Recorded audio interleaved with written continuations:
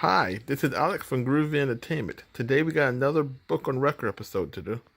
Today's book is Sleeping Beauty from 1956. So let's see how it sounds.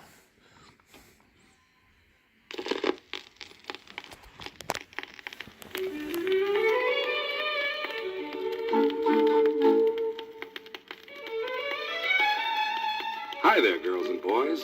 My name is Jim Dukas, and I'm going to read you a story called Sleeping Beauty.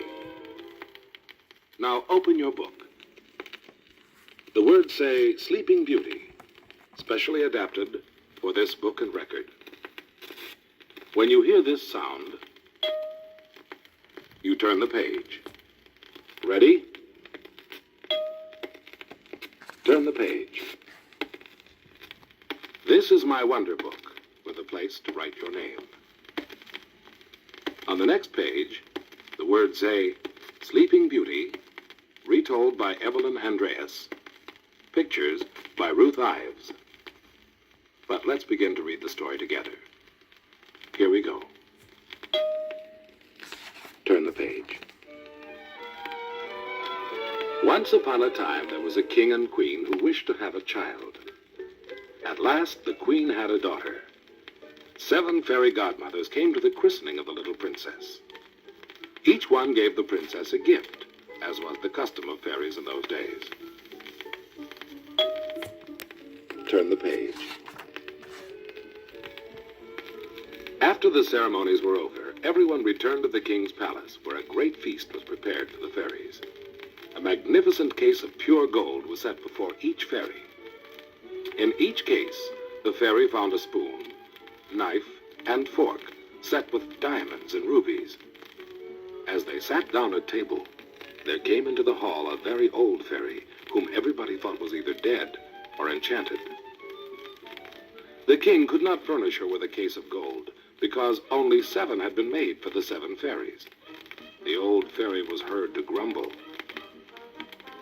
When it came time for the old fairy to make her gift to the young princess, she said spitefully, "When the princess reaches the age of 15, she shall pierce her hand with a spindle and die of the wound." This terrible gift made everyone tremble. Turn the page. At that moment, one of the 7 fairy godmothers came forward and said, "O king and queen, your daughter shall not die of this disaster. It is true that I cannot undo entirely what the elder fairy has done. But instead of dying, the princess shall merely fall into a deep sleep that will last 100 years. At the end of that time, a king's son will come and awaken her." To avoid the misfortune foretold by the old fairy, the king issued a proclamation that every spindle in the kingdom be burned. The young princess grew up without ever seeing a spindle. Turn the page.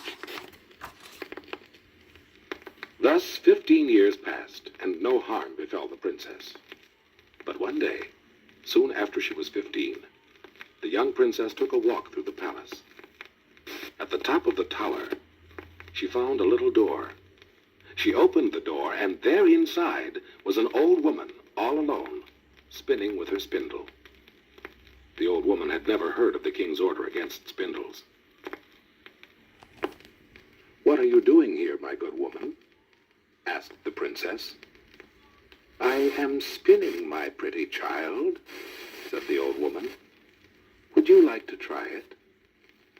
"Yes," said the princess. "Let me try." With that, she took the spindle into her hand. But alas, at that moment she pierced her hand with the spindle and fell down in a deep swoon. Turn the page. Now, let's turn the record over and we will continue with the story. Don't forget to turn the page.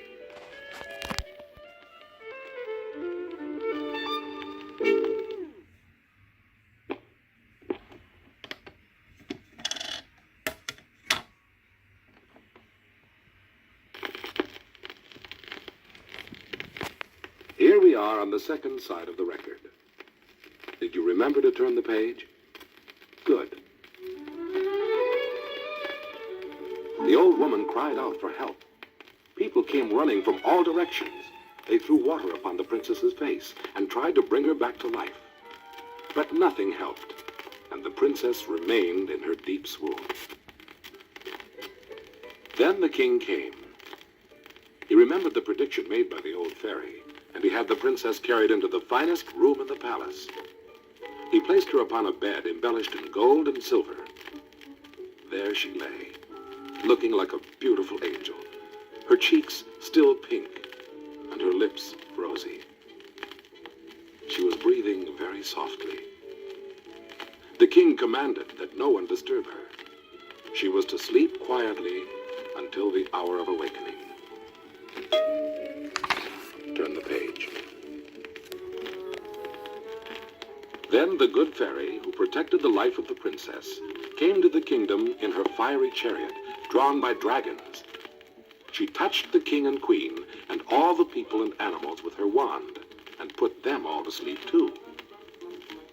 When all were asleep, there sprang up around the palace a thick wood of trees, bushes, and brambles, which hid the palace from view. 100 years passed. One day a king's son from a neighboring kingdom was hunting near the palace. Above the thick woods he saw the topmost battlements of the tower, and inquired of his companions about it. Some said it was an old castle haunted by spirits. Others said an ogre lived there. Everyone had a different story, according to what he had heard. Turn the page. Finally, a very old man said to the prince, "It is now 50 years since my father, who heard it from his father, told me that a beautiful princess lies asleep in that castle. The old tale is that she shall be awakened by a king's son and become his bride." The young prince became very excited when he heard these words, and he was determined to rescue the lovely princess who lay enchanted in the palace. As the prince advanced toward the wood, a path suddenly appeared through the bushes and brambles. He walked to the castle and into the courtyard, where everyone was asleep. Turn the page. The young prince went on his way through the palace until he came to the royal chamber. And there he saw the princess lying upon her bed. So beautiful was she that the prince fell down upon his knees beside the bed to gaze upon her. Then he leaned over to kiss the princess. His kiss broke the enchantment. The princess awakened, and looking at the prince said, "Is it you, my prince? You have waited a long while." Then they wept for joy. The prince said that soon he would take her away as his bride to his own palace. Turn the page. The awakening of the princess broke the enchanted spell, and the whole palace awoke. The king and queen bustled about and prepared for the great wedding feast and celebration. For 3 days and nights, the festivities continued, and everyone made merry and rejoiced. Turn the page. Then the prince and princess rode off to their own palace. And they lived happily ever after. Turn the page. And ever and ever after. So that was Sleeping Beauty from 1956. So I hope you liked this video a lot. Please like, share, subscribe. Have a groovy day. And our next book will be Jack and the Beanstalk.